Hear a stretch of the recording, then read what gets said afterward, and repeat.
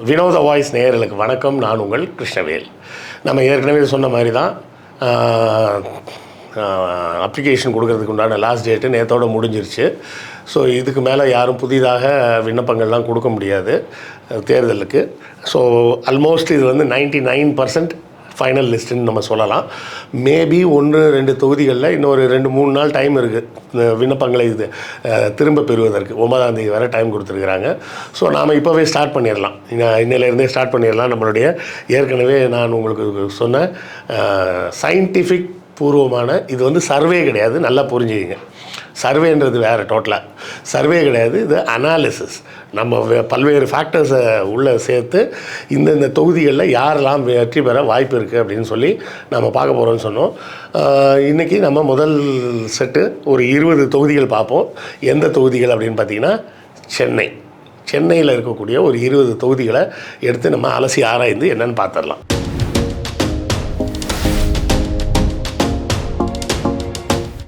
எதுக்கு எடுத்தோடனே சென்னைக்கு போகிறோம் அப்படின்னு கேட்டிங்கன்னா, சென்னை வந்து முக்கியமான ஒரு டிசைடிங் ஃபேக்டராக இருக்கக்கூடிய ஒரு தொகுதி அப்படின்றது நமக்கு தெரியும்.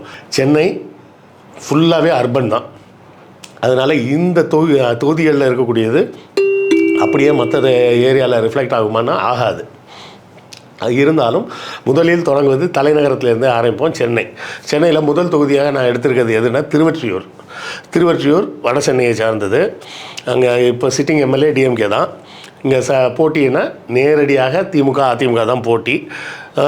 2 பேருக்குமே திருவொற்றியூர் வட சென்னையில் வந்து 2 கட்சிகளுக்குமே கேடர் பேஸ், ரொம்ப ஸ்ட்ராங்கான கேடர் பேஸு. இங்கே வந்து வெற்றி அப்படின்றது திமுகவாக இருக்கும்.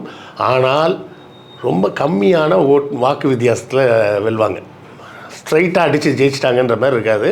ரொம்ப குறைவான வாக்கு வித்தியாசத்தில் திமுக வெல்லும். இந்த இடத்துல இங்கே வந்து கொஞ்சம் ஏதாவது லோக்கல் இஷ்யூஸை வந்து எதிரணி கையில் எடுத்து ரொம்ப அடிக்க ஆரம்பித்தாங்கன்னா வாய்ப்பு அதிமுகவுக்கு போகிறதுக்கும் உள்ளது. 2வது சீட்டு டாக்டர் ஆர்கே நகர், இல்லை டாக்டர் ராதாகிருஷ்ணன் நகர், இல்லைனா ஆர்கே நகர்னு சுருக்கமாக சொல்லக்கூடியது. 2021 ஜெயிச்சது திமுக தான். இங்கே வந்து பார்த்திங்கன்னா பல முனை போட்டியாக இருக்கும். ஏன்னா இந்த தொகுதியில் எப்போதுமே ஓட்டுகள் சிதறி தான் விழுந்துக்கிட்டே இருந்திருக்குது. இது ஒருவேளை திமுக தோற்பதற்கு கூட வாய்ப்பு உள்ள தொகுதியாக தான் ஆர்கே நகர் இருக்குது அப்படின்னு தான் நம்ம சொல்லணும். ரொம்ப ஓலட்டைலான ஒரு சீட்டு. எந்த பக்கம் போடுவாங்க அப்படின்லாம் சொல்லவே முடியாது. இந்த பக்கம் திடீர்னு சீமானுக்கு ஓட்டு விழுவும், அந்த பக்கம் திடீர்னு விஜய்க்கு ஓட்டு விழுவும், இந்த பக்கம் ஏடிஎம்கே ஓட்டு விழுவுன்னு இது எல்லா பக்கமும் ஓட்டு சிதறக்கூடிய ஒரு இடம். அதனால் இந்த இடம் வந்து கிளியராக சொல்ல முடியாது. எப்படி வேணாலும் மாறலாம், யார் வேண்டுமானாலும் ஜெயிக்கலாம். 3வது தொகுதி பெரம்பூர் முக்கியமான தொகுதியாக கருதப்படுவதற்கு காரணம் என்னென்னா, விஜயும் அங்கே தான் போட்டி போடுறாரு. ஆனாலும் போன எலெக்ஷனில் யார் ஜெயிச்சிருக்கிறா அப்படின்னு பார்த்திங்கன்னா திமுக தான் ஜெயிச்சிருக்கு. பெரம்பூர் வழக்கமாகவே பார்த்திங்கன்னா திமுக வந்து ரொம்ப ஸ்ட்ராங்காக இருக்கக்கூடிய ஒரு பகுதி. மைனாரிட்டி வாக்குகள் அங்கே அதிகம். அந்த மைனாரிட்டி வாக்குகளை நம்பி தான் விஜய் அங்கே களத்தில் இறங்குறாரு. மைனாரிட்டிகளை போலவே லேபர், அதாவது தொழிலாளர்கள் வாக்கும் இங்கே ரொம்ப அதிகமாக இருக்கக்கூடிய ஒரு பகுதி. இங்கே 3வது அணியின் டிஸ்டர்பன்ஸஸ் இருக்கும். கண்டிப்பாக என்டிகே விஜய் போன்றவர்கள் ஒரு குழப்பத்தை உருவாக்குறதுக்கு வாய்ப்புகள் உண்டு. ஆனாலும் கிளியராக ஜெயிக்க போகிறது இந்த தொகுதியில் திமுக தான் ஜெயிக்கும் அப்படின்றத நம்ம எடுத்துக்கலாம். அடுத்தால 4வது தொகுதி எடுத்திங்கன்னா கொளத்தூர் தொகுதி நம்ம சொல்லவே வேணாம். அது வந்து விவிஐபி தொகுதி. விஐபி தொகுதி கூட கிடையாது, விவிஐபி தொகுதி. முதலமைச்சரே நிற்கிறாரு. அதனால் நம்ம இதை பற்றி பெருசாலாம் நம்ம வாதம் பண்ண வேண்டிய அவசியமே கிடையாது. கிளியராகவே சொல்லிடலாம். அங்கே எல்லாமே கேடர்லேருந்து எல்லாமே பூத் லெவல் வர எல்லாமே ஸ்ட்ரென்த்து தான் இருக்குது. ஸோ ஆட்டோமேட்டிக்காகவே டிஎம்கே ஜெயிச்சிரும் அப்படின்றது இந்த தொகுதியை பற்றி நம்ம பெருசாக யோசிக்க வேண்டிய அவசியம் கிடையாது. ஏன்னா இது லீடரே நிற்கக்கூடிய ஒரு தொகுதி, சிஎம்ஏ நிற்கக்கூடிய தொகுதி. அதே போலவே அடுத்த தொகுதி 5வது தொகுதி பார்த்திங்கன்னா வில்லிவாக்கம் ஆதவர்ஜுனா நிற்கிறாருன்றது மாதிரி எல்லோரும் பெருசாக பேசுகிறாங்க. ஆனால் அது ஒரு கணக்கில் எடுக்க வேண்டிய அவசியம் இல்லை. 2021 திமுக தான் ஜெயிச்சிருக்கு. இது வந்து ஒரு ஸ்ட்ராங்கான அர்பன் டிஎம்கே பேஸு. மிடில் கிளாஸும் ஒர்க்கிங் கிளாஸ் தான் இந்த பகுதியில் அதிகம். திமுக அதிமுக 2 பேருக்குமே அமைப்பு ரீதியாக ரொம்ப ஸ்ட்ராங்கான ஒரு தொகுதி. இங்கே போட்டி 2 முனை போட்டி தான். திமுக விசஸ் அதிமுக தான். கிளியர் லீடு வந்து டிஎம்கே தான் இருக்கும். அதனால் ஒரு பிரச்சனையும் கிடையாது. மேபி கொஞ்சம் சிக்கல் வந்ததுன்னா என்னென்னா லோக்கல் இஷ்யூ. இந்த இடத்துல எல்லா தொகுதியிலுமே நீங்கள் ஒரு விஷயம் எடுத்துங்க. வரக்கூடிய எதிர்க்கட்சியினர் லோக்கல் பிரச்சனைகளை பற்றி பேசினா தான் அந்த தொகுதியில் பாருங்கள் நம்ம தெருவில் லைட் வர மாட்டேங்குது, தண்ணி வர மாட்டேங்குதுன்ற ரேஞ்சுக்கு போய் இறங்கி பேசி எதாவது பேசினா தான் ஜெயிக்க வாய்ப்பு இருக்கே தவிர பொதுவாக திமுகவை எதிர்க்கணும் அப்படி இப்படிலாம் பேசினாலாம் இந்த தொகுதிகளில் எடுபடாது. அதுக்கு அடுத்தது திருவிக நகர். திருவிக நகர் வந்து பார்த்திங்கன்னா போன எலெக்ஷனில் வந்து இது தனி தொகுதி. போன முறையை ஜெயித்தது வந்து திமுக தான். இங்கேயும் நேரடி போட்டி தான். இங்கே ரிசர்வ்டு சீட் அப்படின்றதுனால அந்த டைனமிக்ஸும் இதில் இருக்கும். ஆனாலும் ஸ்ட்ராங்கான டிஎம்கேக்கு ஸ்ட்ராங் கிரவுண்டு இருக்கக்கூடிய ஒரு பகுதி. இந்த இடத்துலையும் திருவிக நகர்லேயும் திமுக தான் கண்டிப்பாக வெல்லும் அப்படிங்கிறத நம்ம பார்க்கலாம். அடுத்தது எழும்பூர். எழும்பூர் தொகுதி பார்த்திங்கன்னா பியோர் அர்பனைஸ்டு ஒரு ஏரியா. போன முறை ஜெயித்தது திமுக தான். போன முறையும் இது வந்து தனி தொகுதியாக தான் இருந்தது. இங்கே வந்து ஸ்ட்ராங்கான நான் சொன்ன மாதிரி அர்பன் ப்ளஸ் மைனாரிட்டி மிக்ஸான ஒரு தொகுதி. கலா அடிப்படையில் கட்சி கேடர்னு எடுத்தோம்னா திமுக ஸ்ட்ராங்காக இருக்குது. ப்ளஸ் வந்து இந்த பகுதியில் வெல்ஃபேர் ஸ்கீம்ஸ் வந்து ஒரு முக்கியமான பங்கை வகிக்கும். ஏன்னா இந்த பகுதியில் இருக்கிறவங்களுக்கு நேரடியாக பல பலன்கள் கிடச்சிருக்கு. இங்கேயும் திமுக தான் வெற்றி பெறும் அப்படின்றத சொல்லலாம். அடுத்தது ராயபுரம். ராயபுரம் வடசென்னையை சார்ந்த ஒரு தொகுதி. இங்கே போன முறை ஜெயித்ததும் திமுக தான். அமைச்சர் ஜெயக்குமார் கூட சொன்னார்ல, நான்லாம் தோக்கக்கூடிய ஆளாக ராயபுரத்தில் இந்த பாஜக கூட சேர்ந்து கடைசியில் என்னையும் தோக்கடிச்சிட்டாங்க அப்படின்னு சொல்லி புலம்புனார்.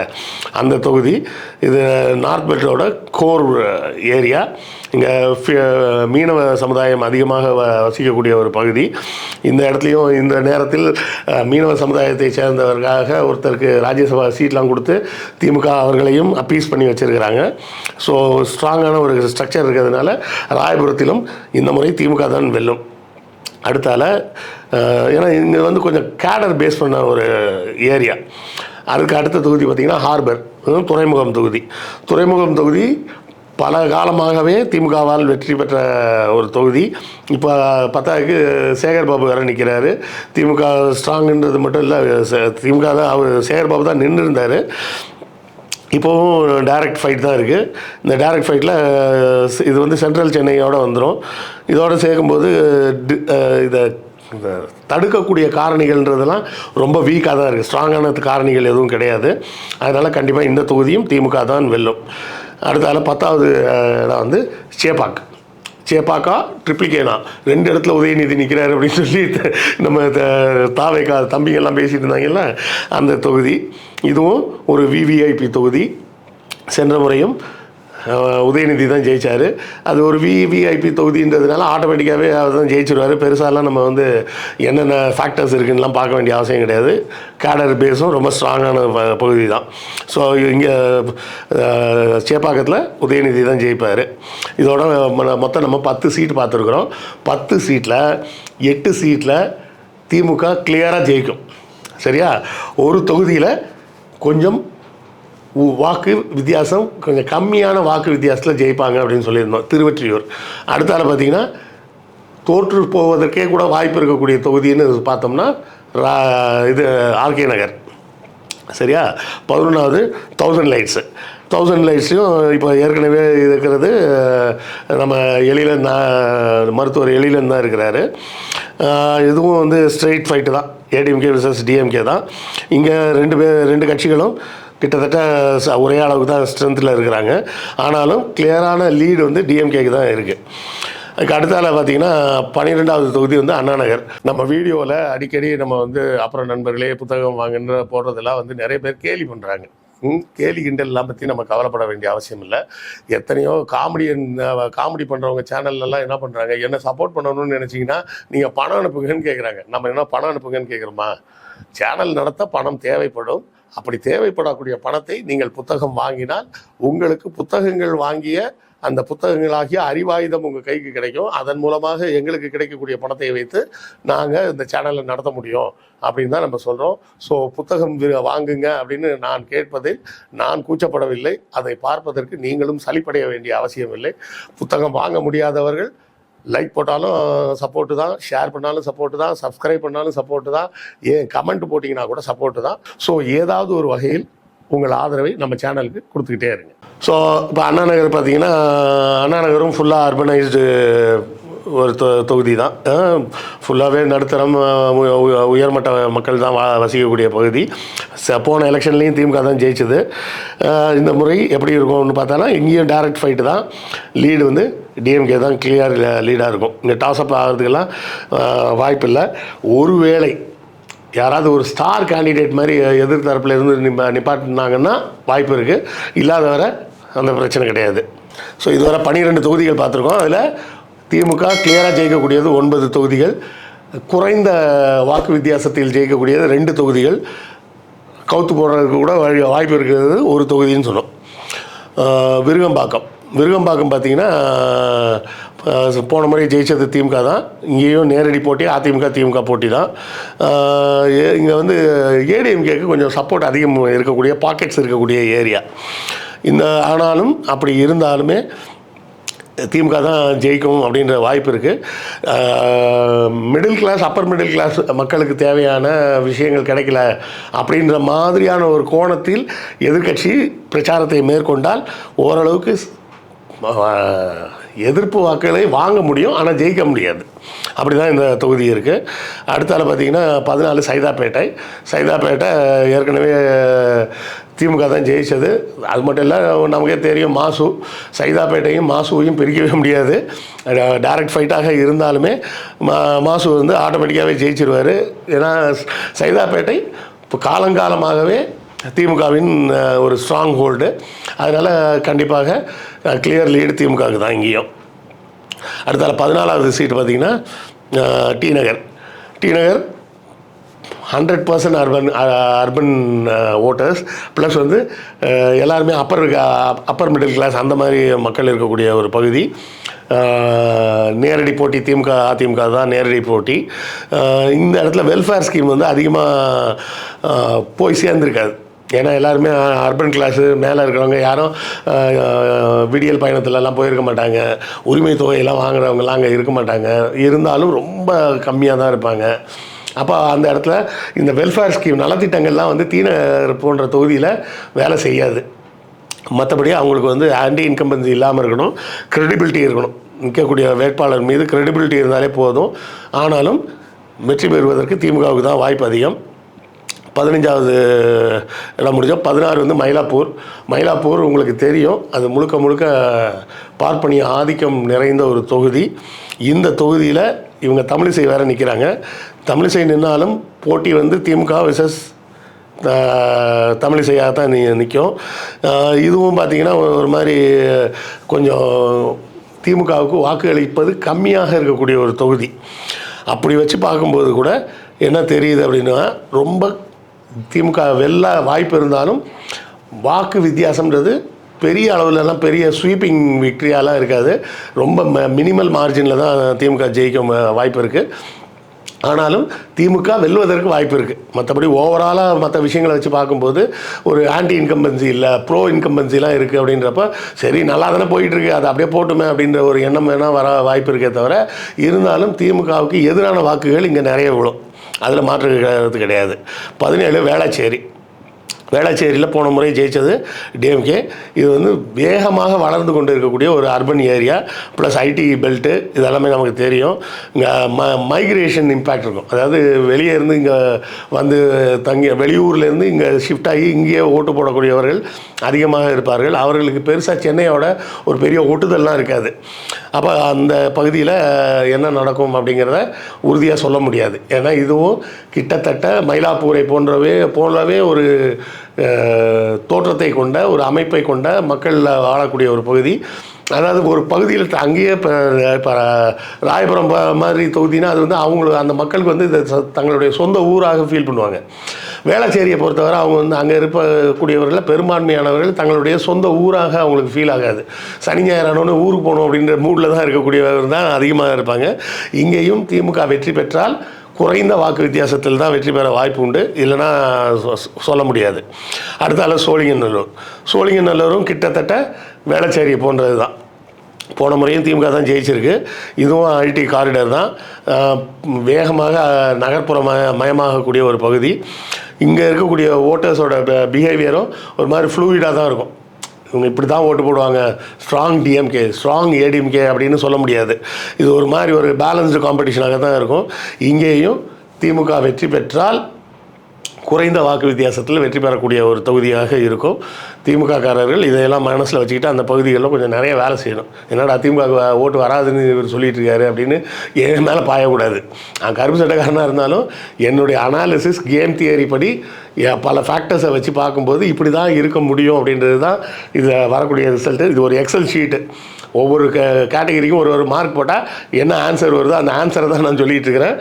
நானாக கணக்கு போட்டு நான் எனக்கு பிடிச்சவர் அவர் பிடிக்காதவர்லாம் நான் சொல்லலை. சரியா?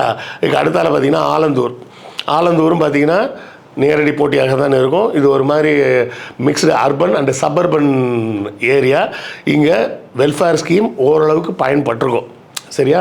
ஆனால் அர்பன் பர்செப்ஷன் ஒன்று இருக்குது. அர்பன் பர்செப்ஷன்றது தான் ஒரு பெரிய தலைவலி. என்னென்னா ஐயா அதான் முடிஞ்சதில்லை, அடுத்த வாட்டி வேறு யாராவது மாத்திரம் என்ன அப்படின்னு ஒவ்வொரு தடவையும் மாத்திரம்னு நினைக்கக்கூடிய ஆட்களாக இருப்பாங்க. இங்கே டிஎம்கேக்கு கேடர் ஸ்ட்ராங்காக இருக்குது. ஆனால் அதை வந்து கடைசி ஓட்டு வர கொண்டு போய் கன்வெர்ட் பண்ணுறதுல தான் அவர்களது வெற்றி இருக்குது. அப்போசிஷன் என்ன பண்ணலான்னா ஸ்ட்ராங்கான கேண்டிடேட்டை போட்டால் அவங்க ஜெயிப்பதற்கு கூட வாய்ப்பு இருக்குது. ஆனால் இப்போதைக்கு இருக்கக்கூடிய சூழலில் பார்த்தோம்னா டிஎம்கே தான் கிளியர் லீடில் இருக்குது.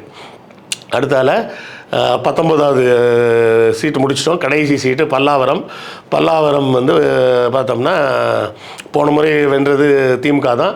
இப்போ அது வந்து கிட்டத்தட்ட சப்பர்பன்னு இருந்தாலும் பல்லாவரம் வந்து ஒரு பாரம்பரியமான ஒரு ஊர்னே சொல்லலாம். ஆனால் இப்போ அது அர்பனைஸ் ஆகிடுச்சு. ஒரிஜினலாக பல்லாவரத்தை சொந்த ஊராக வச்சுருந்தவங்கலாம் இன்னும் அங்கே இருக்காங்களான்னு தெரியல. மேபி அவங்கெல்லாம் மாறி இருக்கலாம். இங்கே வந்து இந்த மழை நேரத்தில் வெள்ளம் வர்றதெல்லாம் ரொம்ப அதிகமாக வரக்கூடிய இடம், ரொம்ப டிராஃபிக்கு இந்த மாதிரி பிரச்சனைகள்லாம் இருக்கக்கூடிய இடம். இங்கே வெல்ஃபேர் ஸ்கீம் நலத்திட்டங்களும் வேலை செய்யும். அதே நேரத்தில் ஆட்சி எப்படி இருக்குன்றதையும் சேர்த்தே பார்ப்பாங்க.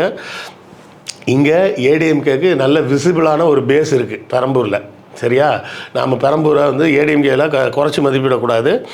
ஆனால் டிஎம்கேக்கு ஒரு சின்ன எட்ஜ் இருக்குது. சரியா? ஒரு சின்ன எட்ஜ் இருக்குது. நிறைய ஸ்ட்ரக்சராலாக நிறைய விஷயங்களை டெவலப் பண்ணியிருக்காங்க. இந்த இடத்திலும் திமுக வென்றால் ஒரு குறைந்த மார்ஜினில் தான் வெல்ல முடியும் அப்படிங்கிறது தெரியுது. அப்போ சென்னையை பொறுத்தவரை 20 சீட்டு நம்ம கணக்கெடுத்து பார்க்கும்போது திமுக கிளியராக ஜெயிக்கக்கூடிய சீட்டுகளின் எண்ணிக்கை அப்படின்னு பார்த்தோம்னா 12 சீட்டு. அடிச்சு சொல்லவே வேணாம், அப்படியே அடிச்சுட்டு போயிடுவாங்க. ஆனால் இழுபறியாக இருக்கக்கூடியது அப்படின்றது ஒரு 7 சீட் இருக்குது. அந்த 7 சீட்டு வந்து கண்டிப்பாக இழுபறியாக இருக்கும். இப்போ நான் சொன்ன தொகுதிகள் எல்லாத்தையுமே நீங்கள் குறித்து வச்சுக்கிங்க. ஒரு பேப்பர் பேனை எடுத்து எந்தெந்த தொகுதியில் யார் கண்டிப்பாக ஜெயிப்பாங்க, எங்கெல்லாம் எந்த தொகுதி இழுபறியாக இருக்கும் அப்படின்றதெல்லாம் நான் சொன்ன எல்லாத்தையுமே நோட் பண்ணிக்கிங்க. ஆர்கே நகர் திமுக தோற்று போவதற்கு வாய்ப்பு உள்ள தொகுதி. இதோட இந்த முதல் கட்ட அனாலிசிஸை நம்ம முடிச்சுக்கலாம். ஸோ இந்த அனாலிசிஸில் நீங்கள் எதெல்லாம் ஒத்து போகிறீங்க, எதெல்லாம் நீங்கள் ஒத்து போகலை. ஏன்னா இப்போ நான் சொன்னக்கூடிய இந்த 20 தொகுதிகளில் வசிக்கக்கூடிய நபர்கள் கூட நீங்கள் பார்த்துக்கிட்டு இருப்பீங்க இந்த வீடியோவை. நீங்கள் அந்த தொகுதியில் வசிச்சிங்கன்னா உங்கள் தொகுதிக்கு நான் கொடுத்த ப்ரெடிக்ஷன் கரெக்டுன்னு உங்களுக்கு தோணுதா இல்லையான்றதை கமெண்ட்டில் சொன்னீங்கன்னா நானும் தெரிஞ்சுக்கிறேன். அடுத்த காணொலியில் சந்திப்போம். நன்றி, வணக்கம்.